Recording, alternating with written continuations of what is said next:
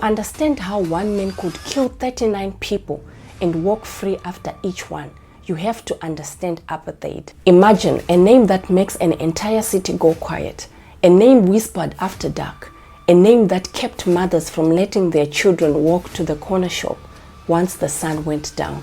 In Xhosa, people gave him a different name just to feel safer saying it loud. They called him Whiskers. His real name was Louis van Schoor, and by the time anyone truly understood what he was doing, it was already too late for 39 people. In 1980, apartheid was still the law of the land, a system designed to strip black South Africans of every right, every dignity, every opportunity, enforced by police, courts, government, and the quiet complicity of white society. In this city, two worlds existed side by side. One world had wealth and security. The other, townships, the shanty towns, had almost nothing. And for the people living in that second world, the rules were very different. Behind closed doors, a terrifying secret was growing. Into this landscape walked a man with a 9mm pistol, a security guard's badge, and a willingness to kill that went far beyond anything a court of law would ever fully reckon with. A bearded man, heavy-set, unremarkable, almost forgettable. On paper, Louis van Schoor looked like any other security guard working with night shift. He had been a former member of the South African Police Dog Unit, trained, authorized, familiar with force. He knew how the system worked. He knew its blind spots. By 1986, he had moved into private security. He was contracted to protect more than 70% of white-owned businesses in East London, restaurants, shops, factories, schools. He was by all appearances doing a job, but nobody could ever imagine what would happen next. When a silent alarm triggered at one of his client premises, Van Schoor wouldn't call the police. He wouldn't wait. He would go in alone, barefoot, to move without a sound, and he would hunt. I hunted them.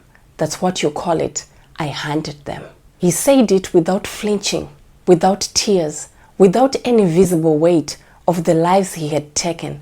That single word, hunted, tells you everything. Between 1986 and 1989, Louis shot and killed at least 39 people in East London. Every single one of them was black. The youngest was 12 years old. He is believed to have shot at more than 100 people in total across those 3 years, a level of sustained violence that places him amongst the most prolific killers in South African history. Some of his victims were burglars, but many were not.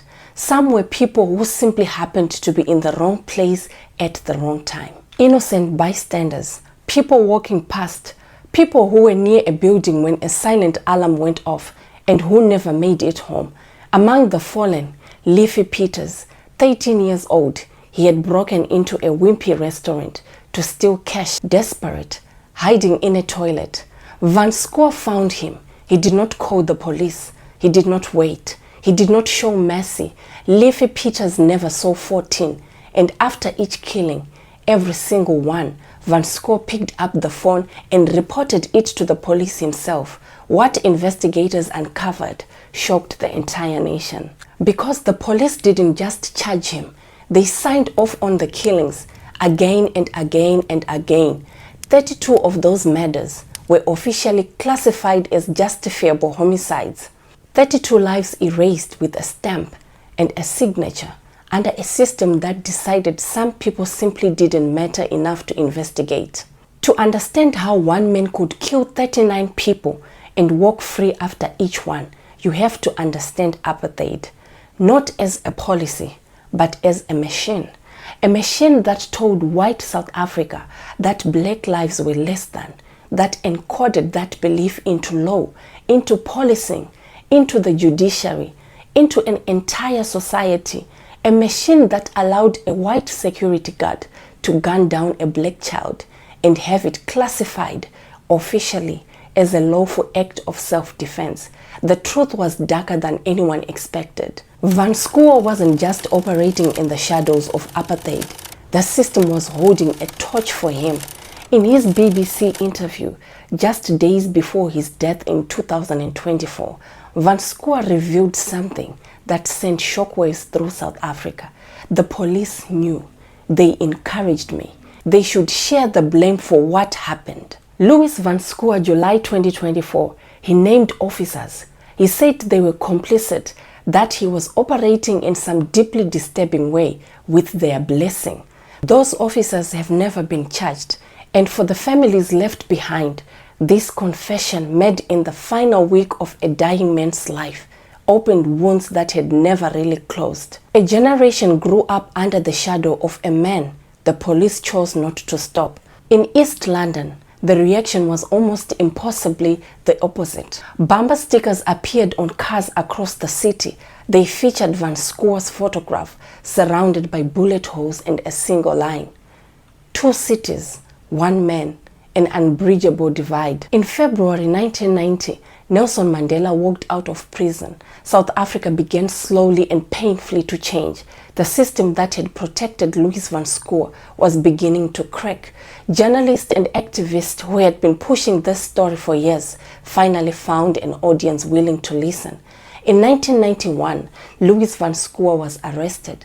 By the time police arrived at his door, it was already too late for 39 people, but for the families of those victims, it was at least the beginning of something. His trial was one of the most divisible in South African history. Witnesses came forward. Survivors testified. People who had waited for years for the chance to tell the truth finally had a room to tell it in.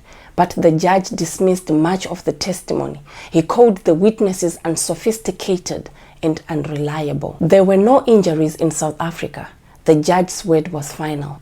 Out of 39 murders confirmed, documented, reported by Van Schoor himself, he was convicted of only 7. He was sentenced to 12 years. In 2004, Louis Van Schoor walked free. He resumed his life. By 2016, he was listed as a director and a beneficiary of a multi-million rand dairy farm project, a project designed to economically empower Black South Africans. The man who hunted Black people for sport was now on paper, working for their benefit.